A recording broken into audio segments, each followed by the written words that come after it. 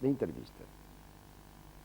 No, io non ho nessuna intenzione di smontare dal carroccio perché sono un tesserato della Lega, credo in quelli che almeno erano gli ideali della Lega, che sono quelli del federalismo. Mi auguro che si continui a seguire su questa strada, anche se gli ultimi avvenimenti ci hanno dimostrato il contrario. Spero che si voglia ritornare sui temi del federalismo, temi che hanno incontrato tanto successo anche tra gli elettori, e i risultati elettorali della Lega suffragavano questo. Mi auguro che si possa ritornare a dialogare in coalizioni come quella di Padova, dove abbiamo lavorato abbastanza bene per questo anno e mezzo, e quindi non ci sarebbe motivo per andare a rompere un'alleanza che era nata con le migliori intenzioni.